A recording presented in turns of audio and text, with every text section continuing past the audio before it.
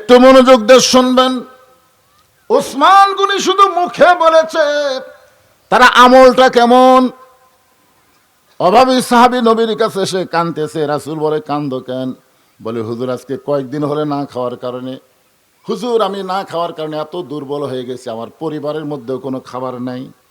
সঙ্গে সঙ্গে রাসূল আমার এভাবে জুব্বা তুললেন। রাসূলের পরনে জুব্বা আছে, নবী একটু জুব্বা আলোক করলেন। সাহাবী তাকায় দেখে নবী ক্ষুধার জ্বালায় পেটে পাথর বান্ধা বসে আছে। সাহাবী বুঝবার পারছেন, যেই নবী ক্ষুধার জ্বালায় পেটে পাথর বান্ধা বসে আছে, সেই নবীর কাছে আমি চাইয়াও তো ভুল করছি। মন খারাপ করে সাহাবী যখন চলে যাচ্ছে, আল্লাহ রাসূল বললেন, আম্মা সাইলা ফালা তানহার। আল্লাহ কোরআনে বলেছে, সাইলকারীকে এভাবে ফিরে দেওয়া যায় না। তুমি মন খারাপ করে আমার কাছ থেকে চলে যাচ্ছ, এ আয়াতের তামল হচ্ছে না, তুমি আমার কাছে আসো। সাই বলতে যে, হুজুর আপনি আমাকে কি দিবেন? আমি ক্ষুধার্ত, কিন্তু এখন পর্যন্ত পেটে পাথর বাঁধিনি, আর আপনি পেটে পাথর বাঁধে বসে আছেন। রাসূল বলেন, আমি দিবার না পারলে কি হবে, আমার অর্থমন্ত্রী ওসমান আছে। জোরে কোন সুবহানাল্লাহ। আল্লাহ রাসূল কি বললেন? ওসমান তুমি এত সম্পদের মালিক হয়ে গেছো। এ কথা বলেনি, আল্লাহ রাসূল বলতেছেন, ওসমান আল্লাহ তোমাকে এত সম্পদ দান করেছে। এখান থেকে আমরা বিশ্বাস করব, আমাদের যত সম্পদ আছে এই সম্পদের মালিক আমরা না, এই সম্পদের মালিককে। খালি মুখে করলে হবে না, অন্তরে দিয়ে এটা মানে নেওয়া লাগবে। আল্লাহ রাসূল একদিন ওসমানকে ডাক দিলেন, ওসমান আল্লাহ তোমাকে কত সম্পদ দিয়েছে, তার কি কোনো হিসাব আছে? ওসমান গনি বলে, হুজুর আপনি যেদিন থেকে বলেছেন যারা সম্পদশালী হবে, যাদেরকে আল্লাহ সম্পদের মালিক বানায় দিবে, তাদেরকে হিসাব অনুযায়ী জাকাত দেওয়া লাগবে। জোরে কোন কি দেওয়া লাগবে? তাহলে জাকাত যদি ফরজ হয়, তাহলে কত সম্পদ আল্লাহ আমাকে দিচ্ছে এর একটা হিসাব রাখার জরুরি দরকার আছে না নাই? জোরে কোন আছে না নাই? আজকে আমাদের বাংলাদেশে মানুষ হাত আন্দাজে জাকাত দেয়। হাত আন্দাজে জাকাত দিলে জাকাত আদায় হবে না। জাকাত এটা ফরজ ইবাদত। নামাজ যেমন ফরজ, সম্পদশালীর জন্য জাকাত দেওয়াও তেমন ফরজ। ধরে কোন কথা ঠিক কিনা? এটা কি হাত আন্দাজে দেবেন? হাত আন্দাজে না শতকরা? টাকা হিসাবে শতকরা কয় টাকা? ওসমান গনি বললেন, ইয়া রাসূলুল্লাহ, আল্লাহ আমাকে যে সম্পদ দিয়েছে অবশ্যই তার হিসাব আছে। রাসূল বললেন, একটু হিসাব তোমারে বলো। ওসমান গনি বললেন, হুজুর তাহলে শোনেন, আমাকে আল্লাহ যত সম্পদ দিয়েছে এই সম্পদ রাখি যে গুদামে, এই গুদামের তালা দিয়া চাবি টানতে একটা উট হিমশিম খায়। কি বুঝলেন? আল্লাহ আমাকে যত সম্পদ দিয়েছে এই সম্পদ গুদামের মধ্যে রাখে, এই গুদামের যে তালা দেই, এই তালার চাবি টানতে একটা উট হিমশিম খায়। সুবহানাল্লাহ খায় না? ওসমান কি বলতেছে যে আমি এত সম্পদের মালিক, এ কথা বলতেছে? তাহলে সুবহানাল্লাহ বলতে কি হয়? আমাদের বাংলাদেশে অনেকে সম্পদের মালিক দাবি করে যে আমি এত টাকার মালিক। না, আল্লাহ রাসূল বলেন, ওসমান আল্লাহ তোমাকে এত সম্পদ দিছে যে সম্পদের চাবি বহন করতে একটা উট হিমশিম খায়। এখন যদি সেই আল্লাহ তোমার কাছে সম্পদ ফেরত চায়, তাহলে তুমি কি করবে? এই কথা শোনার পরে ওসমান গনি মারলেন দৌড়। দৌড় মানে দেখে ওমর ফারুক আইনমন্ত্রী বলতেছে, হুজুর দেখেন আপনার কথা শুনে ওসমান যে দৌড় দিল। আল্লাহ রাসূল বলেন, ওমর আজগুবি কোনো কথা বলা যাবে না, কথা বললে তদন্ত করে কথা বলা লাগবে। ধরে কোন ঠিক কি না? কিছুক্ষণ পরে সাহাবীরা তাকায় দেখে ওসমান গনি চাবি বহনকারী উটটাকে আল্লাহ নবীর কাছে টেনে টেনে নিয়ে আসলেন। আসার পরে বললেন, ইয়া রাসূলুল্লাহ, আল্লাহ আমাকে যত সম্পদ দিয়েছে ওই সম্পদের গুদাম, ওই সম্পদের গুদামের তালা এবং চাবি বহনকারী উটটাও পর্যন্ত আমি আল্লাহকে দিয়ে দিলাম। রাসূল বললেন, ওসমান সবই আল্লাহকে দিলে, তাহলে তোমার জন্য কি রাখলে? ওসমান গনি বললেন, নবী গো, আমার জন্য আমার আল্লাহ এবং রাসূল থাকলে যথেষ্ট। সঙ্গে সঙ্গে নবী আসমানের দিকে তাকায় বলেন, আল্লাহ, যে ওসমান আজকের পরীক্ষায় গোল্ডেন এই প্লাস পেয়ে গেল, আমি নবী তাকে কি দিব? আমার তো দেওয়ার কিছুই নাই। আল্লাহ বলেন, হাবিব, আমি আল্লাহর গানি ডিগ্রি আমি ওসমান দিয়ে দিলাম। সেদিন থেকে ওসমান গনি, ওসমান ধনী। কথাটা বুঝলেন? আল্লাহ নবীর সময় ছিলেন তিনি অর্থমন্ত্রী। জোরে কোন কি মন্ত্রী? রাসূল, ওসমান আল্লাহ তোমাকে এত সম্পদ দিয়েছে, আর তোমার ভাই আজকে 3 দিন হলে না খেয়ে আছে, তোমার ভাইয়ের জন্য তোমার কি কিছু মনে করে না?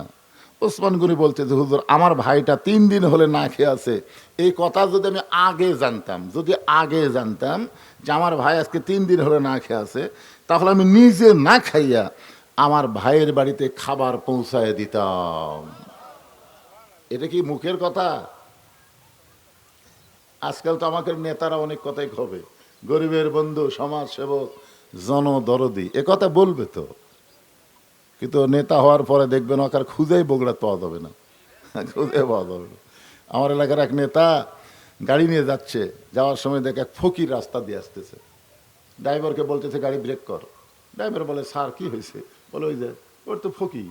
আরে পাগলা, ভোটের আগে ফকিরও দাম হতে হাই রে নেতার চরিত্র, গাড়ির থেকে নেওয়া সালাম দেয়, আর সালাম কম চাচা কেমন আছেন? ফকির খালি চারিদিকে তাকায়। নেতা বলে চাচা কি দেখেন? বলে তুমি সালাম কারে দিলে? আপনাকে দিলাম, ভিক্ষা করে খাই খাই ভোটের আগে তবুও দাহামতাই। হাই রে শালা নেতারা ভোটের আগে এত নাটক করে করে মানুষের ভিতরে দেওয়া ভোট নেয়, ভোট পাওয়ার পরে নেতার খবর নেয়। মাঝে মধ্যে নেতা আসে, স্যামসার অত্যাচারে কোনো ভোটার নেতার কাছে যাওয়ার পারে না। দরকার কথা ঠিক না? এমন নেতা আগামীতে বাংলার জমিনে আমরা আর চাই না। দরকার কথা ঠিক, এমন নেতা আমরা আর চাই না। যেই নেতার কাছে গেলে পটকল লাগে, চামচা লাগে, এ লাগে সে লাগে, নেতার খবরই নেই।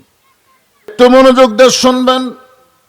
ওসমান গনি শুধু মুখে বলেছে, তারা আমলটা কেমন? অভাবী সাহাবী নবীর কাছে এসে কাঁদতেছে। রাসূল বলে কান্দো কেন? বলে হুজুর আজকে কয়েকদিন হলে না খাওয়ার কারণে, হুজুর আমি না খাওয়ার কারণে এত দুর্বল হয়ে গেছি, আমার পরিবারের মধ্যেও কোনো খাবার নাই। সঙ্গে সঙ্গে রাসূল আমার এভাবে জুব্বা তুললেন। রাসূলের পরনে জুব্বা আছে, নবী একটু জুব্বা আলোক করলেন। সাহাবী তাকায় দেখে নবী ক্ষুধার জ্বালায় পেটে পাথর বান্ধা বসে আছে। সাহাবী বুঝবার পারছেন, যেই নবী ক্ষুধার জ্বালায় পেটে পাথর বান্ধা বসে আছে, সেই নবীর কাছে আমি চাইয়াও তো ভুল করছি। মন খারাপ করে সাহাবী যখন চলে যাচ্ছে, আল্লাহ রাসূল বললেন আম্মা সাইলা ফালা তানহার। আল্লাহ কোরআনে বলেছে সাইলকারীকে এভাবে ফিরে দেওয়া যায় না। তুমি মন খারাপ করে আমার কাছ থেকে চলে যাচ্ছ, এই আয়াতের তামল হচ্ছে না, তুমি আমার কাছে আসো। সাই বলতে যে হুজুর আপনি আমাকে কি দিবেন? আমি ক্ষুধার্ত, কিন্তু এখন পর্যন্ত পেটে পাথর বাঁধিনি, আর আপনি পেটে পাথর বাঁধে বসে আছেন। রাসূল বলেন আমি দিবার না পারলে কি হবে, আমার অর্থমন্ত্রী ওসমান আছে। জোরে কোন সুবহানাল্লাহ। সাহাবীকে বললেন তুমি ওসমানের কাছে যাও।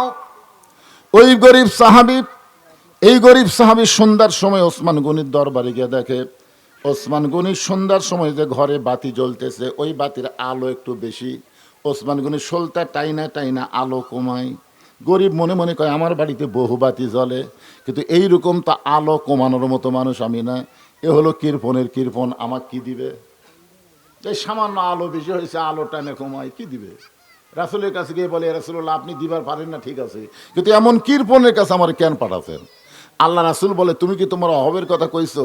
বলে বলার পরিবেশই পাইনি। রাসূল বলে আবার যাও। সাহাবী নবীর কথা মতো পরদিন সকালবেলা ওসমানের দরবারে গিয়ে দেখে ওসমান গনি সারা রাত যেই বালিশে ঘুম পাড়ছে, ওই বালিশের কোনা ফাটা কিছু তুলা ঘরের মধ্যে পড়ছে। ওসমান গনি তুলাগুলো খোটায় খোটায় বালিশের খোলের মধ্যে ঢুকাচ্ছেন। গরিব মনে মনে কয় এরকম তুলা যদি আমার ঘরে পড়তো, আমি সামটা দিয়ে ঝাড় দিয়ে ফেলে দিতাম। এমন কৃপণের কৃপণ যে সামান্য তুলা পর্যন্ত বালিশের খোলের মধ্যে ঢুকায়। নবীর কাছে গিয়ে বলে রাসূলুল্লাহ আপনি দিবার পারবেন না, ঠিক আছে, কিন্তু এমন কৃপণের কাছে আমার কেন পাঠাইলেন? রাসূল বলেন তুমি কি তোমার অভাবের কথা কইছো? সাহাবী বললেন হুজুর পরিবেশে আমি চাওয়ার সাহস পাইলাম না। আল্লাহ রাসূল বলেন আবার যাও। নবীর কথা মতো পরদিন সাহাবী ওসমান গনির দরবারে গিয়ে দেখে ওসমান গনি সকালবেলায় খালি গায়ে বসে আছে। গরিব স্বামী লক্ষ্য করে দেখে তার পোষার মধ্যে, কোলের মধ্যে একটা পাঞ্জাবি আছে। এই পাঞ্জাবি আলগা করছে, কয়েক জায়গায় ছিঁড়ে গেছে। ওসমান গনি ছিঁড়া পাঞ্জাবি সেলাই করার জন্য সুঁয়ের মধ্যে সুতা ঢুকাবার চায়, কিন্তু চোখ করছে বেকায়দা, একদিকে সুঁই আর একদিকে সুতা যায়। গরিব মনে মনে চিন্তা করে এত সম্পদের মালিক, এত সম্পদ আল্লাহ তাকে দিয়েছে, ইচ্ছা করলে 100 নতুন জুব্বা বানাবার পারে, আর পুরান জুব্বা সেলাই করার জন্য চেষ্টা করে, সুঁয়ের মধ্যে সুতা ঢোকে না। গরিব বিরক্ত হয়ে ওসমান গনির সালাম দেয়। ওসমান গনি সালামের উত্তর দিয়ে বলে ভাইজান কি খবর? বলে রাস্তা দিয়ে যাওয়ার সময় আপনার এই করুণ অবস্থা দেখতেছি, আমি যদি আপনাকে সুঁয়ের মধ্যে সুতা ঢোকায় দেই, ওসমান গনি বললেন আমার বড় উপকার হয়। এবার গরিব শুয়ের মধ্যে যেই মাত্র সুতা ঢুকাইছে, ওসমান গনি খপ করে হাত ধরে বলতে ভাইজান, আমার সেনা পাঞ্জাবি সেলাই করার সুযোগ করে দিলে, এর বিনিময়ে তুমি কি চাও? গরিব মনে মনে কয়, পরপর 3 বার যা আমি দেখছি, এর মতন কিরকম দুনিয়াতে নেই। রাগ করে বলতেছে আমার চাওয়া হলো হাতটা খালি ছেড়ে দেন। এমনভাবে হাত ধরছেন, হাতটা ছাড়া দেন। ওসমান গনি বলতেছে হাত ধরে ছাড়ার জন্যে। ডাক দিলেন ম্যানেজার, সঙ্গে সঙ্গে ম্যানেজার এসে বলতেছে হুজুর আমারে ডাকলেন কেন? ওসমান গনি বলে আমার এই ভাইটা শুয়ের মধ্যে সুতা ঢুকে আমার সেনা পাঞ্জাবি সেলাই করার সুযোগ করে দিল, এর বিনিময়ে আমার ভাইকে 100 উট দিয়া দা। গরিব বলে হুজুর কি করলেন? সামান্য শুয়ের মধ্যে সুতা ঢোকাইলে 100 উট। ওসমান গনি বলে ম্যানেজার আমার এই গরিব ভাইকে 200 উট দিয়া দাও। গরিব বলে হুজুর আপনি কি বলেন, সুতা ঢোকাইলে 200 উট? ওসমান গনি বলে ম্যানেজার ওই ফার্মের মধ্যে কত উট আছে? বলে 2000-এর বেশি হবে। ওসমান গনি বললেন সব আমার ভাইরে দিয়া দাও। গরিব জোড় হাত করে বলে হুজুর আর বাড়াবেন না, আর বাড়াবেন না। হুজুর এত উট আমাকে দিচ্ছেন, তাহলে পরপর আমি 3 বার কি দেখলাম? ওসমান গনি বলে তুমি কি দেখছো? বলে প্রথম দেখলাম ঘরে আলো বেশি, সলতেটাই না আপনি আলো কমাইলেন। তারপরে দেখলাম আপনার বালিশ ঘুমপাড় থেকে বালিশের কোনা ফাইটা তুলা পড়ে গেছে, ওই তুলা খোঁটায় খোঁটা আপনি বালিশের খোলের মধ্যে ঢুকালেন। তারপরে দেখলাম সেরা পাঞ্জাবি সেলাই করবেন, শুয়ের মধ্যে সুতা ঢুকাবার পারতেছেন না। ওসমান গনি দাঁড়ায়া ভাইটাকে বুকের মধ্যে নিয়ে বলে ভাই রে, পরপর তুমি 3 বার যা দেখছো তার নাম হলো দুনিয়া, আরে আমি তোমারে যেইটা দিলাম ওইটা হলো আখেরাত। এই দুনিয়ার আলোর দরকার ওসমানের নাই, এই দুনিয়ার ভালো মানুষের দরকার ওসমানের নাই, এই দুনিয়ার ভালো পাঞ্জাবির দরকার ওসমানের নাই। ওসমান যতবার পড়ে বালতু উসিরুনাল হায়াতাদ দুনিয়া ওয়াল আখিরাতু খায়রুন ওয়া আবকা। এই দুনিয়া হলো ক্ষণস্থায়ী, এই দুনিয়ার কোনো কিছুর দরকার ওসমানের নাই। ওসমান হলো আখেরাতের কাঙ্গাল। আখেরাতের কাঙ্গাল হইয়া তোমাকে 2000 উট দিয়া আল্লাহ যেন ওসমানকে আখেরাতে দিয়ে দেয়। জোরে কর সুবহানাল্লাহ। এমন একজন মানুষকে নবী অর্থমন্ত্রী করছেন, সেই মানুষটা কেমন? মুখের কথার সাথে কামের মিল আছে না নাই? জোরে কর আছে নাই? যে 3 দিন হলে আমার ভাই না খেয়ে আছে, এ কথা যদি আমি আগে জানতাম আমি নিজে না খাইয়া আমার ভাইয়ের বাড়িতে খাবার পৌঁছায় দিতাম। সুবহানাল্লাহ। ওসমান গনি বললেন এ রাসূলুল্লাহ, আমার এই ভাই 3 দিন হলে না খেয়ে আছে, এটা যদি আমি আগে জানতাম নিজে না খাই আমার ভাইয়ের বাড়িতে খাবার পৌঁছায় দিতাম। সঙ্গে সঙ্গে নবী খুশি হয়ে বললেন রে দুর্বল সাহাবী, নামাজ শেষ হলে, আসরের নামাজ শেষ হলে তুমি ওসমানের কাছে যাব, ওসমান এমন দেওয়া দিবে আর কোনোদিন না খেয়ে থাকা লাগবে। এ কথা কে বলতেছেন? আল্লাহ নবী বলতেছেন ওই দুর্বল সাহাবীকে, যে আসরের নামাজ শেষ করে তুমি ওসমানের কাছে যাবে, ওসমান এমন দেওয়া দিবে আর কোনোদিন না খেয়ে থাকা লাগবে। কথা কয় না। সঙ্গে সঙ্গে দুর্বল সাহাবী কাঁদতেছেন। এই কথা শোনার পর আরো জোরে জোরে কাঁদতেছেন। আগেকার কান্না ছিল গোপনে, এবার প্রকাশ হয়ে গেছে।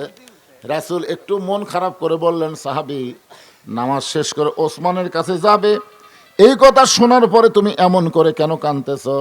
সঙ্গে সঙ্গে সাহাবী আল্লাহর কোরআন থেকে, দুর্বল সাহাবী আল্লাহর কোরআন থেকে বলতেছেন, ইয়া আইয়ুহাল্লাযীনা আমানুস্তাঈনু বিস-সাবরি ওয়াস-সালাহ ইন্নাল্লাহা মা'আস-সাবিরিন। আল্লাহু আকবার।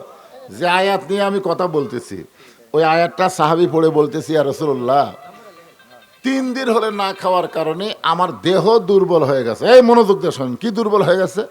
দেহ দুর্বল হয়ে গেছে, কিন্তু আমার ঈমানটা এখনো তত দুর্বল হয়নি। যতক্ষণ পর্যন্ত আমার ঈমান বলবে আল্লাহ আমাকে সাহায্য করবে। কে সাহায্য করবে? আল্লাহ আমাকে সাহায্য করবে, ততক্ষণ পর্যন্ত দরকার হলো আমি না খাইয়া খাইয়া মরে যাব, কিন্তু আমার আল্লাহ বাদ দিয়ে আমি ওসমানের কাছে যাবার পারবো না। কে বলতেছেন যাবার? নবী বলতেছেন নামাজের পরে। আর সাহাবী কি কইছে? কথাটার দিকে খেয়াল করছেন? যার ঈমান বলতেছে এখন পর্যন্ত ইয়া কানা বুদু ও ইয়া কানাস্তাইন, গোলামি করি কার? সাহায্য চাই কার কাছে? এখন পর্যন্ত আমার ইমান বলতেছে আল্লাহ আমাকে সাহায্য করবে, আল্লাহ আমাকে সাহায্য করবে। আমার ইমান যতক্ষণ বলবে আল্লাহ আমাকে সাহায্য করবে, ততক্ষণ পর্যন্ত আমি আল্লাহ ছাড়া দুনিয়ার কোনো ওসমানের কাছে যাব। সঙ্গে সঙ্গে নবী বললেন আজকে নামাজ দেরিতে হবে, আসরের নামাজ আজকে দেরিতে হবে। এই কথা বলে আল্লাহ নবী দুর্বল সাহাবীর দিকে রওনা দিলেন। মসজিদ নববীর সামনে কাতারে সাহাবী বসে আছেন, আর নবী আছে মেহরাবের মধ্যে। ওই মেহরাব থেকে নবী যখন দুর্বল সাহাবীর দিকে রওনা দিলেন, রওনা দেওয়া মানে একটু পা তুললেন, এমন সময় ওমর ফারুক আল্লাহ নবীর জুব্বা ধরে বলতেছি, ইয়া রাসূলুল্লাহ, আপনার জুতার পরশে আল্লাহর আরশ ধন্য হয়ে যায়। আরশ, সুবহানাল্লাহ বলেন না কেন? আর সেই নবী আপনি দুর্বল সাহাবীর কাছে যাবেন কেন? আপনি কেন হুকুম দেন, ওকে আমরা চ্যাং দোলা করে আপনার কাছে নিয়ে আসতেছি, আপনাকে যাওয়া লাগবে কেন? আপনি কেন হুকুম দেন? হযরত আলী 2 বস্তা সিমেন্ট দান করবে। আল্লাহ হযরত আলীর দানকে আল্লাহ আপনি কবুল করেন। আল্লাহ রাসূল একটু রাগ করে বলেন, ওমর, তোমার 2 চোখ দিয়ে তুমি শুধু দুর্বল সাহাবী দেখতেছো। ইয়ানজুরু বিনুরিল্লাহ, একটাবার চোখ বন্ধ করে দেখো আমি নবী কেন তার দিকে রওনা দিচ্ছি। সুবহানাল্লাহ না কেন? আসলে একদিন আল্লাহ নবী নামাজ পড়ে ফজর এবং আসর এই 2 ওয়াক্ত নামাজের সালাম ফিরে নবী সাহাবীর দিকে মুখ ঘোরে। তো আসরের নামাজ পড়ে নবী যখন সাহাবীর দিকে মুখ ঘুরে আছে, এমন সময় দেখে পিছনে একটা সাহাবী দাঁড়িয়ে আছে। আল্লাহ রাসূল বললেন, এজলেস এজলেস ইয়া সাহাবী, বসো। দাঁড়াইছো কেন? বলে, হুজুর আমি একজন রাখাল তো। হযরত বেলাল যখন আজান দিয়েছে, ইঞ্জিনিয়ার আসাদুল সাহেব 5 বস্তা সিমেন্ট দান করবে। আল্লাহ ইঞ্জিনিয়ার সাহেবের দানকে আল্লাহ কবুল করেন। হুজুর আমি রাখাল, উট দুম্বা চড়াই। যখন বেলাল আসরে আজান দিয়েছে, আজান শোনার পরে আমি আপনার পিছনে নামাজ পড়ার জন্য রওনা দিলাম, কিন্তু এত দূরে আমি ছিলাম, যার কারণে আস্তে আস্তে দেখি মসজিদ ভরে গেছে, বারান্দাও ভরে গেছে। আমি এবার সবার শেষে নামাজ পড়ে, আপনি যখন আসরের পরে কিছু বয়ান করেন, আমি দূর থেকে আপনার বয়ান শুনতে পাই, কিন্তু আপনার পবিত্র চেহারা ঠিক মতো দেখতে পাই না। এই জন্য দাঁড়িয়ে দাঁড়িয়ে আপনার চেহারা দেখে আমার কলিজা একটু শান্তি পায়। এ কথা শোনার সঙ্গে সঙ্গে রাসূল বললেন, এই সাহাবের, এই তোমরা মাঝখানে রাস্তা করে দাও। তো সমস্ত সাহাবী নড়ে সরে যখন রাস্তা করে দিছে, সাহাবীরা চিন্তা করতেছে হয়তো রাসূল বলবেন, রাখাল তুমি আমার কাছে আসো। কিন্তু আল্লাহ নবী ওই রাখাল সাহাবীকে কাছে আসতে না বলে নিজেই দাঁড়িয়ে যখন রাখালের দিকে যাওয়ার চায়, সাহাবীরা বললেন, হুজুর আপনি যাবেন কেন? রাখালকে বললি তো আপনার কাছে আসে। আল্লাহ রাসূল বললেন, তোমরা শুধু রাখাল দেখতেছো, কিন্তু আমি ইয়ানজুরু বিনুরিল্লাহ, নূরের চোখ দিয়ে কলিজার মহব্বত দেখতে পাচ্ছি। আর কলিজার মহব্বতের এত বেশি পাওয়ার যে আমি নবী তার কাছে ছুটে যাচ্ছি। জোরে কার সুবহানাল্লাহ। এই হাদিসটা ইমাম মালিক রহমতুল্লাহ নকল করে বলেছেন, তোমরা পৃথিবীর যেখানেই থাকো না কেন, নবীর সুন্নাত, নবীর আদর্শ, নবীর মহব্বত তোমরা যদি আমল করতে পারো, তুমি যেখানেই থাকো না কেন, তোমার ভাঙ্গা ঘরে এসেও হলেও আল্লাহ নবী স্বপ্নে তোমার সঙ্গে দেখা দিয়ে দিবে। জোরে কোন সুবহানাল্লাহ। বেশি বেশি দরুদের আমল করবেন, নবীর সুন্নাত আদর্শ আমল করবেন। আপনি মদিনায় যাবার না পারলেও মদিনার নবী আপনার কাছে চলে আসবে। আল্লাহ নবী, ওমর তুমি শুধু দুর্বল সাহাবী দেখতেছো, একটাবার চোখ বন্ধ করে দেখো ওই দুর্বল সাহাবী। এবার হযরত ওমর চোখ বন্ধ করে যেই মাত্র তাকাইছে, দুর্বল সাহাবীর দিকে যেই মাত্র তাকাইছে, আপনারা বলেন যে চোখ বন্ধ করে আবার তাকান যায় নাকি? যায় যায়। আমাকে সে চোখ নাই তো, খালি 2 চোখ দিয়ে দেখতেছি এটা কার বাড়ি, এটা কার জমি, এটা কার পুকুর, খালি 2 চোখের দেখা। একবার চোখ বন্ধ করে দেখেন, একটা জমি একটা বাড়ি আপনার চোখত পড়বে না, খালি কবর চোখত পড়বে। জোরে কোন কথা ঠিক কিনা? এটা কার বাড়ি রে, এটা কার জমি রে, এটা এই 2 চোখের ধান্দা। তাহলে চোখ বন্ধ করে দেখেন, এ দুনিয়ার বাড়ি ঘর একদিন হইয়া যাবে পর, যাইতে হবে অন্ধকার কবর। আমরা চোখ বন্ধ করি না দেখেই তো নকলের মধ্যে আছি।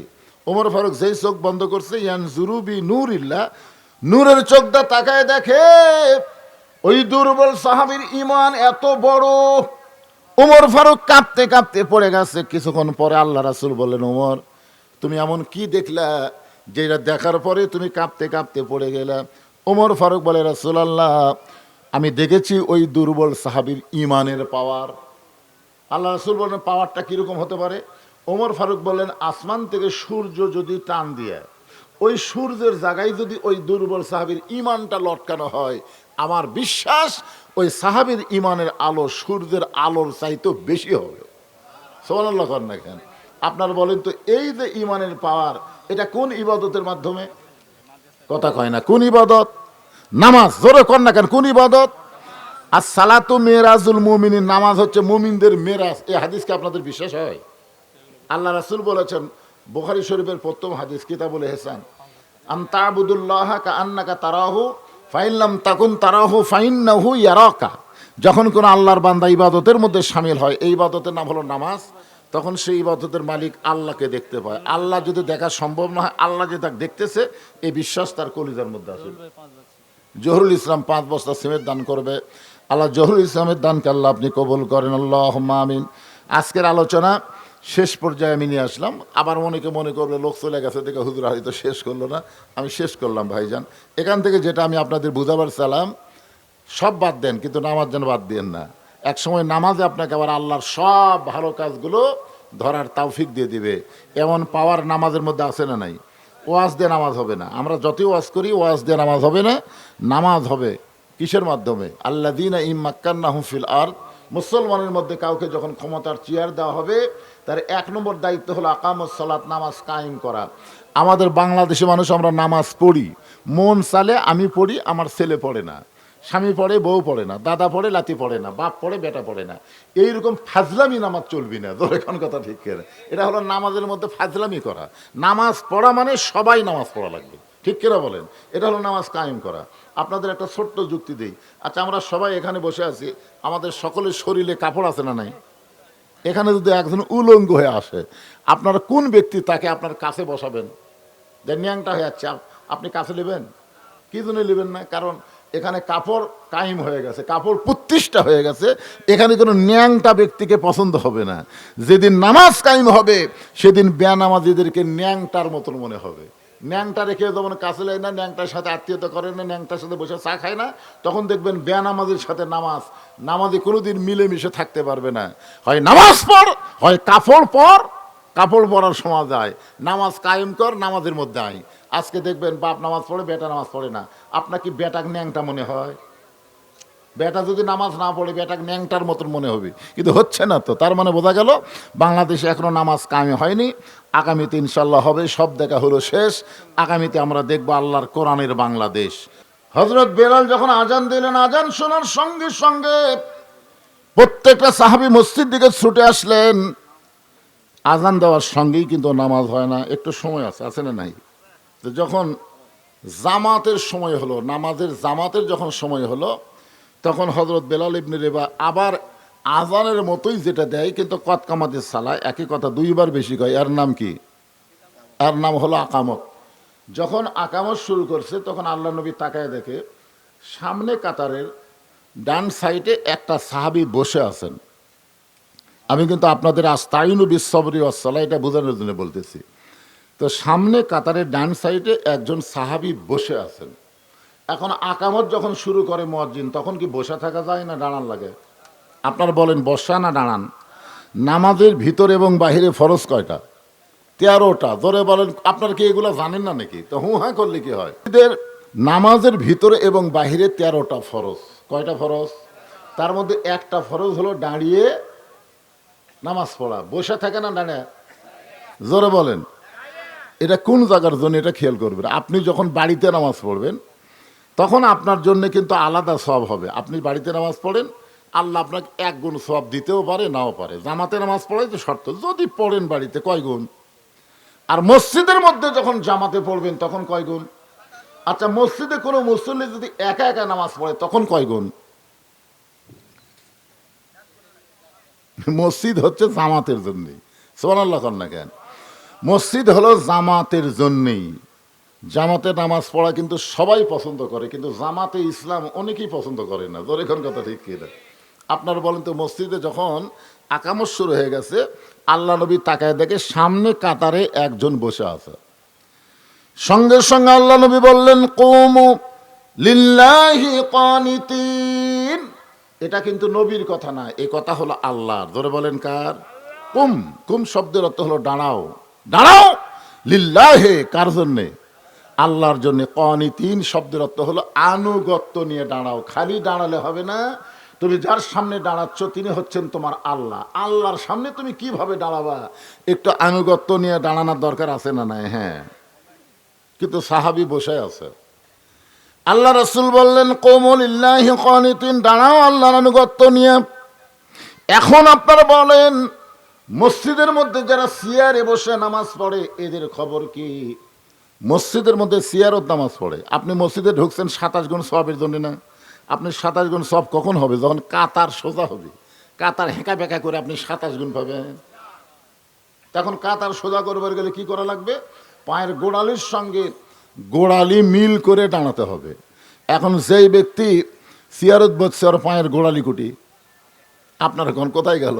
তখন আপনার কাতারে যদি এই ব্যক্তি থাকে, আপনি 27 গুণ থেকে মাহরুম হবেন। তাহলে আপনি কি চাবেন যে একটা অসুস্থ ব্যক্তির জন্য আপনি 27 গুণ সওয়াব থেকে মাহরুম হন? এটা আপনি চাবেন? তাহলে কি করা লাগবে? ওই চেয়ারটা আস্তে করে দ্বিতীয় কাতারে দেওয়া লাগবে। আপনার কাতারে কোনো চেয়ার থাওয়া যাবে না। তো দ্বিতীয় কাতারের মুসল্লি চিন্তা করবে, কেন আমাদের মধ্যে আবার চেয়ার কেন? এর কারণে তো আমরাও 27 গুণ পাচ্ছি না। আস্তে করে তৃতীয় কাতার দিয়ে দিবে। তৃতীয় কাতারের মুসল্লি কবে না আমরাও লিবার চাচ্ছি না। আস্তে আস্তে প্রত্যেকটা চেয়ারওয়ালা বারান্দার চলে যাবে। জোরে কোন কথা ঠিক কিনা? কিন্তু আমরা সজাগ না হওয়ার কারণে ওরা আমাদের মধ্যে বসে। ওরা বসা মানেই আপনি 27 গুণ সওয়াব থেকে মাহরুম হয়ে গেলেন। জামাত কিন্তু সমস্ত ব্যক্তির জন্য না, কেবলমাত্র সুস্থ সবল ব্যক্তিদের জন্য জামাতে নামাজ পড়া। আমার কথা কি বুঝলেন? লা ইকাল্লিফুল্লাহু নাফসান ইল্লা উসাহা। তোমার কষ্ট হবে এমন কিছু আল্লাহ তোমাকে চাপায়া দেয়নি। সাহাবী বলতেছেন, ইয়া রাসূলুল্লাহ, হযরত বেলাল যখন আকামত শুরু করেছে তখন আমার মন দাঁড়াবার চায়, আমার ঈমানটাও দাঁড়াবার চায়, কিন্তু আমার দেহটা এত দুর্বল হয়ে গেছে আজকে 3 দিন হলে না খাওয়ার কারণে। আজকে 3 দিন হলে না খাওয়ার কারণে আমার দেহটা এত দুর্বল, আমি দাঁড়াবার চাই কিন্তু আমার মাথা ঘুরমি দেয়। হুজুর, আপনি যখন কোরআনে আয়াত বলতেছেন দাঁড়ানোর কথা, আমি দাঁড়াবার চাচ্ছি কিন্তু আমার দেহটা এত দুর্বল হয়ে গেছে। আমি জামাতে নামাজের ফজিলতের জন্যে আমি সামনে কাতারে এসেছি, মনে করছিলাম দাঁড়াবার পারবো, কিন্তু আকামত যখন শুরু করছে আমি চেষ্টা করতেছি কিন্তু পারতেছি না। সঙ্গে সঙ্গে আল্লাহর নবী ডাক দিলেন, ওসমান। আল্লাহর নবী যখন মদিনায় হিজরত করেছিলেন তখন কিন্তু আমাদের নবী শুধু নবী ছিলেন না, আমাদের নবী ছিলেন মদিনার রাষ্ট্রপতি। সুবহানাল্লাহ কন্যাকে। অনেকে আমাদেরকে বলে, হুজুর রাজনীতি দান করেন না। আমরা চিন্তা করি আমরা তো পানসা হুজুর রে, আমাকে তোমরা হুজুর কও না বুঝা। আজ পর্যন্ত 42 বছর ওয়াজের বয়স, আমার বউ আমাকে হুজুরই কয় না। কিন্তু যারা আমাকে হুজুর কয় আর আমাকে চেনে না তো, এই জন্যে হুজুর কয়। আসলে আমরা হুজুর হওয়ার যোগ্য? তারপরে কয় হুজুর রাজনীতি দান করেন না। আমি অনেক জায়গায় বলি আমরা পানসা হুজুর, আমাকে নিষেধ করো কেন? আসল হুজুরের কাছে যাও। আসল হুজুর হিজরতের পরে 10 বছর মদিনার রাষ্ট্রপতি ছিলেন। জোরে কোন সুবহানাল্লাহ। তাহলে বড় হুজুর নবী যদি রাজনীতি করে আর আমরা পানসা হুজুর রাজনীতির কথা বললি তোমাকে বাজে কোন জায়গা? আল্লাহর নবী ছিলেন মদিনার রাষ্ট্রপতি। নবী যখন মদিনার রাষ্ট্রপতি ছিলেন তখন ধর্মমন্ত্রী হলেন হযরত আবু বকর। ধর্মমন্ত্রীর নাম হলো হযরত আবু বকর। আইন মন্ত্রীর নাম হলো হযরত ওমর। অর্থমন্ত্রীর নাম হলো ওসমান গনি। আর শিক্ষা মন্ত্রীর নাম হলো হযরত আলী। আমি আপাতত 4টা মন্ত্রীর নাম করলাম, আরও মন্ত্রী আছে, স্বরাষ্ট্রমন্ত্রী, পররাষ্ট্রমন্ত্রী। কিন্তু আল্লাহ নবী তো কোনো সাহাবীকে ডাক দিলেন না, ডাক দিলেন কাকে? অর্থমন্ত্রী ওসমানকে। জোরে কোন সুবহানাল্লাহ। ওসমান, তোমার এই ভাই আজকে 3 দিন হলে না খাওয়ার কারণে এর শরীরটা এত দুর্বল হয়ে গেছে, এর দেহটা এত দুর্বল হয়ে গেছে, ও নামাজে দাঁড়াবার চায় কিন্তু মাথা ঘুরমি দেয়। ওসমান, আল্লাহ তোমাকে এত সম্পদ দান করেছে, সম্পদের মালিককে? কথা কয় না। তা যে আয়াতকে সামনে নিয়ে আজকে আপনাদের সামনে আলোচনা, আল্লাহ ইমানদারকে লক্ষ্য করে বললেন, আমি আল্লাহর কাছে যদি কিছু পাবার চাও, আমরা আল্লাহর কাছে চাই কি চাই না? কি চাই? সব কিছু চাই না মাঝে মাঝে চাই? সব কিছু দেওয়ার মালিককে আল্লাহ। যদি আল্লাহর কাছে কিছু পাবার চাও, আল্লাহ বলতেছেন 2টা জিনিসের মাধ্যমে চাইতে হবে। একটা হলো ধৈর্য আর একটা হলো নামাজ। বিসবরি ওয়াস সালাহ। 1 নম্বরে আল্লাহ ধৈর্যের কথা বললেন, 2 নম্বরে সলাতের কথা বললেন। আপনারা বলেন তো, আমাদের বাংলাদেশে যত কাজ আমরা করি, সমস্ত কাজের মধ্যে নামাজও কিন্তু একটা কাজ। নামাজ কার কাজ?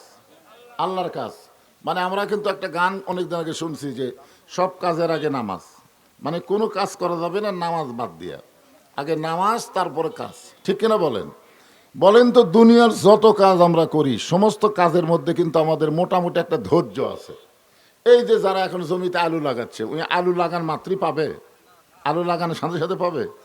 আলু লাগানোর পরে দেখবেন তাকে অনেক কিছু করা লাগবে, সার খোল দেওয়া লাগবে, পানি দেওয়া লাগবে, এ করা লাগবে, গাছ হবে, আবার সে গাছত পোকা ধরবে, পোকা মারার ওষুধ দেওয়া লাগবে। এরপরে দেখবেন 3 মাস পরে আলু পাবে। এখন কেউ যদি বলে, এই মিয়া এই আলু লাগাচ্ছিস, আলু পাবি না, এই আলু তুই পাবি না, তখনই রাগ করে বলবে, পাই কি না পাই 3 মাস পরে আসিস। এ কথা কিন্তু বলবে, বলবে কি বলবে না? দুনিয়াতে যখন কেউ ধান লাগায় একই অবস্থায়, ধানের ঘাস লাগায়, বিচুন লাগায়, তখন যদি কেউ বলে এগুলো লাগায় কোনো লাভ নাই, তখন সে রাগ করে বলে, এখন কিছু লাভ নাই, কিন্তু 3 মাস পরে বুঝতে পারবি। দুনিয়ার সমস্ত কাজ করে আমরা রেজাল্ট পাওয়া বিশ্বাস করি, কিন্তু দুনিয়াতে যারা ভালো কাজ করতেছে, আল্লাহর হুকুম অনুযায়ী চলতেছে, তাদেরকে আল্লাহ পুরস্কার দিবে, রেজাল্ট দিবে দুনিয়া এবং আখেরাতে। ধরে কারণ সুবহানাল্লাহ। এই জন্য আমরা দোয়াই বলি না, এটা কোরআনের আয়াত। রব্বানা পড়েন, রব্বানা আতিনা ফিদ দুনিয়া হাসানাতাও অফিল আখিরাতি হাসানা ওয়াকিনা আযাবান্নার। এখানে আল্লাহ বললেন ধৈর্য আর নামাজ। আপনারা বলেন তো, এই নামাজ যে আমরা আদায় করি, এর পুরস্কার খালি মরার পরে না দুনিয়াতেও আছে? দুনিয়াতে কি পুরস্কার? দুনিয়ার 1 নম্বর পুরস্কার হলো ইন্নাস সালাতা তানহা আনিল ফাহশাই ওয়াল মুনকার।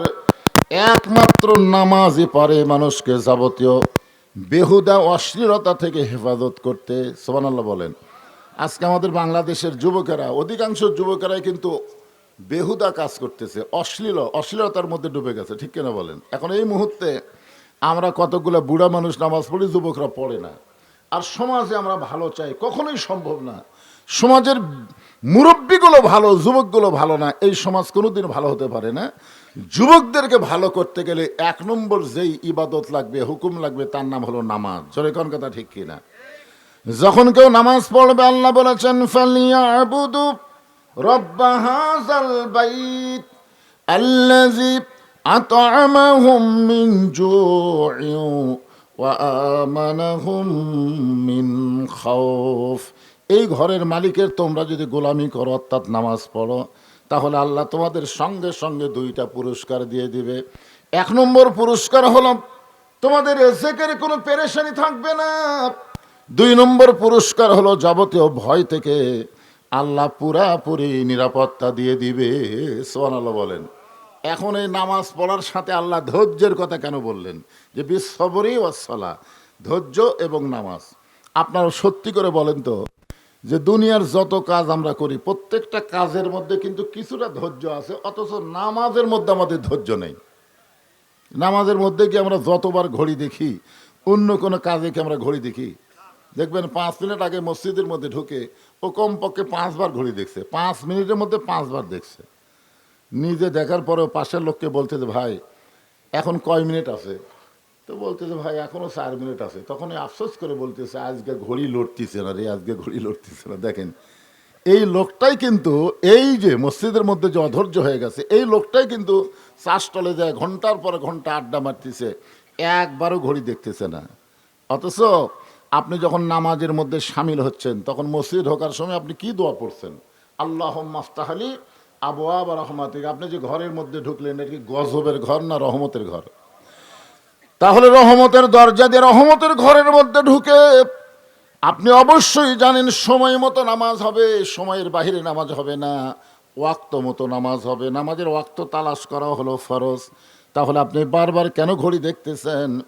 আপনি বুঝাই দিলেন সব জায়গায় আমার ধৈর্য আছে, কিন্তু নামাজের মধ্যে নাই। অথচ আল্লাহ বললেন যদি আমার কাছে কিছু পাওয়ার চাও, তাহলে ধৈর্যর নামাজের মধ্য দিয়ে চাও। এইটা বোঝানোর জন্য বলতেছি, নামাজটা হলো আসরের নামাজ। কোন নামাজ? কিছুক্ষণ পরেই যে নামাজ আমাদের সামনে আসতেছে, এই নামাজের নাম কি? আসরের নামাজ। হযরত বেলাল ইবনে রেবা যখন নামাজের আজান দিলেন, আজান দেওয়ার সঙ্গে সঙ্গে চারিদিক থেকে সাহাবীরা মসজিদ দিকে ছুটে আসলেন। একটা ফতুয়া আপনারা খেয়াল করবেন, ইল্লা মুয়াজ্জিন, শুধু মুয়াজ্জিন ছাড়া আজান দেওয়ার আগে কেউ যদি মসজিদের মধ্যে প্রবেশ করে তার নামাজ হবে, কিন্তু মসজিদে প্রবেশ করার একটা সোয়াবও আল্লাহ তাকে দেবে না। কারণ মসজিদে প্রবেশ করা লাগবে আজান দেওয়ার পরে। যেরকম আজান দেওয়ার কখন? আজান দেওয়ার আগে কেউ যদি আসে নামাজ হবে, মসজিদের মধ্যে নামাজ হবে, কিন্তু মসজিদে প্রবেশের যে একটা সোয়াব আছে এই সোয়াব থেকে আপনারা বঞ্চিত হবেন। সোয়াবটা কখন থেকে শুরু হয়? আজান দেওয়ার পর থেকে হয়। কখন থেকে শুরু হয়? তাহলে আপনারা কখন আসবেন মসজিদে? আজান দেওয়ার আগে না পরে? তো এই যে মাদ্রাসা করতেছে ভাইজান, আসলে সময় কম, ঘড়ির দিকে তাকায় দিকে এখনো 3:30 বাজে গেছে, 3:45 দিবে আসরের আজান।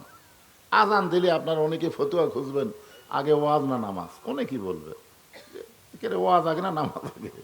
তো এই যে মাদ্রাসার মাহফিল, ওসমান গনির মতো যারা এখানে বসে আছেন, যে দুনিয়া কিছুই না, আসলে দুনিয়া কিছুই না। এখানে একটা মাদ্রাসা যদি তৈরি হয়, আমাদের সন্তানগুলো কোরআনের তালিম নেবে, হাফেজ হবে, আলেম হবে, এই মাদ্রাসার জায়গা কিনে আজকের এই দোয়ার অনুষ্ঠান করছে এখানে। আর আপনাদের কাছে আমাকে বলেছে, হুজুর একটু মাদ্রাসার জন্য একটু হাত পাতাবেন। যদি আল্লাহকে মহব্বত করে ওসমান গনির সঙ্গে আখেরাতে জান্নাতে যাওয়ার আশায় যদি আপনারা কেউ থাকেন, তাহলে আপনাদের একটু বলবো 2-4 মিনিটের মধ্যে 500, 1000, 2000, 1000 যাই যা পারেন আল্লাহর হস্তে, যদি আপনাদের পকেটে এখানে টাকাই না থাকেন তাহলে আল্লাহর হস্তে একটু দেওয়া শুরু করেন। তো আমি দোয়া করে দেব, আল্লাহ যেন আখেরাতের কাঙ্গাল ওসমান গনির সঙ্গে আল্লাহ আপনাদের জান্নাত দিয়ে দেয়। আল্লাহ।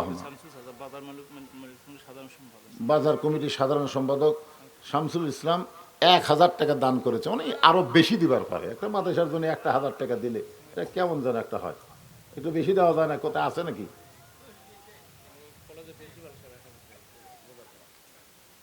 এতে 1000-এর লাইন ধরলো রে, ওই 1000, 1000 বেশি নাই।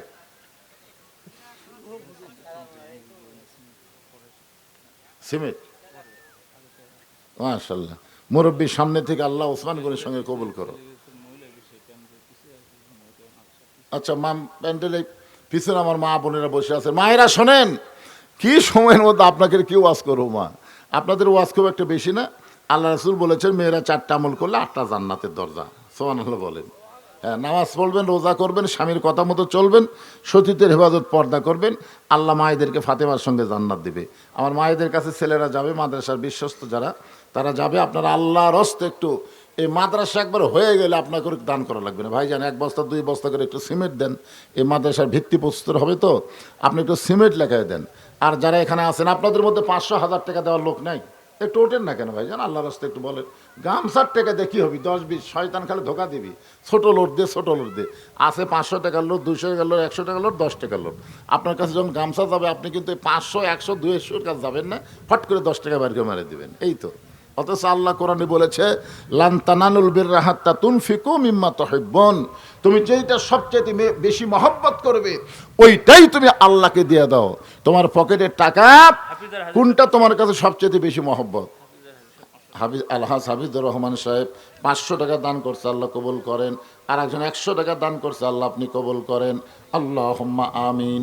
কবুল করো মোদের কামনা, দানকারীকে দিবেন জান্নাত, আল্লাহ নিরাশ করবেন না। ভাইজান সবাই একটু হাত খোলেন, দিয়ে দেন আল্লাহর রাস্তে। 100 টাকা 200 টাকা করে দেওয়া যাবে না? কি মনে করেন? যাবেন না। এখানে আজকের মাহফিলের সম্মানিত প্রধান অতিথি আছে, প্রধান মেহমান আছে, তারা আপনাদের কাছে শুভেচ্ছা বিনিময় করবেন। রানিং মেম্বার আব্দুর রাজ্জাক সাহেব 500 টাকা দান করেছে, আল্লাহর আরেকজন বান্দা 200 টাকা দান করছে, আল্লাহ কবুল করেন। এই ফাঁকে 150 করে আল্লাহর বান্দারা দান করছে, আল্লাহ কবুল করেন। আজাদুল ভাই 500 টাকা দিয়েছে, ইবাদুল ভাই 500 টাকা সালাম দিয়ে দেবি। আসলে আবার আর এক জায়গায় পড়া লাগবে, কি বিপদ। একটু ইশারা দিলে তো কিছু বলে না। এই মাইক এটা একটু চালু করে দাও। হাবিবুর রহমান হাফি ভাই ধরেন। মাশাআল্লাহ, কত আছে এখানে? 500 টাকা দান করছে, আল্লাহ কবুল করে। অনেকে দান করতেছে, সবাই মাশাআল্লাহ, এখানে 500, 200 আল্লাহ তোমার বান্দারা দান করছে, আল্লাহ সকলের দানকে কবুল করে। আল্লাহুম্মা আমিন। সবাই দেন ভাই, দেন। আমার আবিদ ভাই কথা বল। এর ফাঁকে আমাদের মাঝে বর্তমান এই বগুড়া সদর আসনের মনোনীত প্রার্থী বাংলাদেশ জামাত ইসলামের পক্ষ থেকে আমাদের আবিদুর রহমান সোহেল ভাই, উনি আপনাদের সম্মুখে কিছু কথা বলবেন। আলহামদুলিল্লাহ রাব্বিল আলামিন আসসালাতু ওয়াসসালামু আলা সাইয়্যিদিল মুরসালিন ওয়া আলা আলিহি ওয়া সাহবিহি আজমাইন। সম্মানিত উপস্থিতি, ইলাহা ইল্লাল্লাহ, লা ইলাহা লা ইলাহা ইল্লাল্লাহ মুহাম্মাদুর রাসূলুল্লাহ সাল্লাল্লাহু আলাইহি সাল্লাম। কে মাশাআল্লাহ, আজকের মাহফিলের সম্মানিত প্রধান অতিথি আমার ভাইজান আবিদুর রহমান সোহেল, উনি 5,000 টাকা এই মাদ্রাসার জন্য দান করেছেন। আল্লাহ তার দানকে কবুল করুক। তো ইজ্জমান তাশা, সম্মান দেওয়ার মালিক আল্লাহ, রাফায়না লাকা যিকরাক, আল্লাহ কবুল করুন। সকলে বলে আল্লাহুম্মা আমিন। আরও যারা এরকম সিমেন্ট দিবেন, এমনকি আল্লাহর কোনো বান্দা এখানে নাই যে হুজুর মাদ্রাসা যখন ভিত্তি দিবে আমি তখন 1 বস্তা সিমেন্ট দেবো, এরকম আল্লাহর বান্দারা নাই। 1টা বস্তা 2টা বস্তা করে সিমেন্ট দিলে কি হয়? এখানে কাগজ কলম আছে, আপনি নাম বলেন। মুক্তার কি দিল? 500 টাকা দান করছে। আল্লাহ মুক্তারের দানকে কবুল করেন। আল্লাহুম্মা আমিন। এই তো মাশাআল্লাহ শুরু হয়ে গেছে। ঠিক আছে, অসুবিধা নেই। জিয়াউর রহমান আল্লাহর এক বান্দা, উনি 1 বস্তা সিমেন্ট দান করলো। আল্লাহ তার দানকে কবুল করুক। সকলে বলে আল্লাহুম্মা আমিন। একটু বলেন, সবাই বলেন। এই মাহফিল করার একটা উদ্দেশ্য তো আছে রে ভাই। হ্যাঁ, আব্দুর রাজ্জাক রানিং মেম্বার সাহেব 2 বস্তা সিমেন্ট দান করবেন। আল্লাহ তার দান কবুল করেন। আল্লাহ নেক নিয়ত নেকাশা পড়া করেন। শাহাদত হাজী সাহেব 1 বস্তা সিমেন্ট দান করবে। আল্লাহ শাহাদতের দানকে আল্লাহ সবাই একটু বলেন না রে ভাই। 1 বস্তা 2 বস্তা, সব বাহিরের লোক না, কত দূর থেকে লোক আইছে, এই আশেপাশের লোক নাই। আপনারা একটু বলেন 1 বস্তা। ওয়াজ শুনবেন, বহু ওয়াজ। আমার ওয়াজ শুনবার গেলে খালি ইউটিউবে যাবেন, খালি বলতেছি টিভি মারবেন, ওয়াজের খালি গাড়ি চলে আসবে। আজকে একটু বিপদ, বুঝতেছে না কোন দিকে যাই। হায় হায়, সময়ের দিকে খেয়াল করা লাগতেছে, মাদ্রাসার দিকে খেয়াল করা লাগতেছে, আপনাকে দিকেও তাকাই আছি। বলেন, হাত তুলে একটু বলেন, হুজুর আমি এই মাদ্রাসায় নবীর ঘরে 1টা বস্তা সিমেন্ট দিব, এরকম একটু বলেন।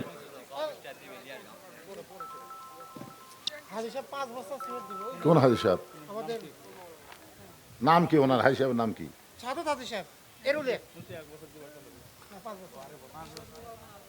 আলহাজ শাহাদত হোসেন এরুলিয়া সাহেব 5 বস্তা সিমেন্ট দান করবে।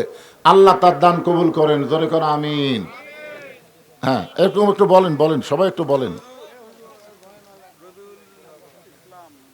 জয়নাল হাজি 1 বস্তা, জয়নাল ভাই 1 বস্তা সিমেন্ট দান করবে। লিল্লাহি তাকবীর। খেলাফত মজলিসের তৌহিদ সাহেব, উনি 10 বস্তা সিমেন্ট দান করবে। আল্লাহ তার দানকে কবুল করেন। দুসেসা আদমদিকির পদপ্রার্থী আমার ভাই, এখানকার আজকের প্রধান মেহমান, উনি 10 বস্তা সিমেন্ট, এই যে আমার ভাইজান, উনি 10 বস্তা সিমেন্ট এই নবীর এতিম মাদ্রাসায় দান করবে। আল্লাহ তার দান কবুল করুক। সকলে বলে আল্লাহুম্মা আমিন। সবাই একটু বলেন, বলেন আল্লাহর রাস্তায় বলেন।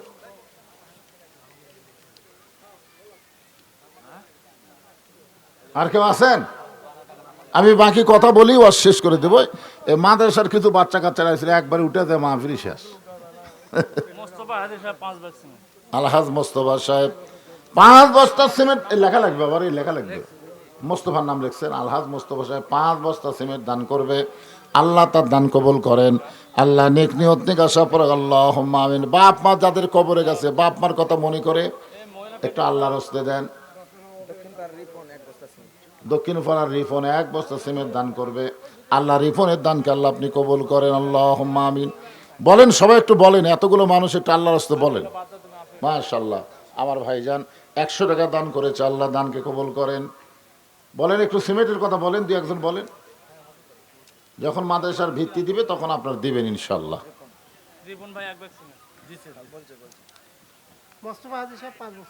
এই মোস্তফার কথা কয়বার কমরে? ওয়াজ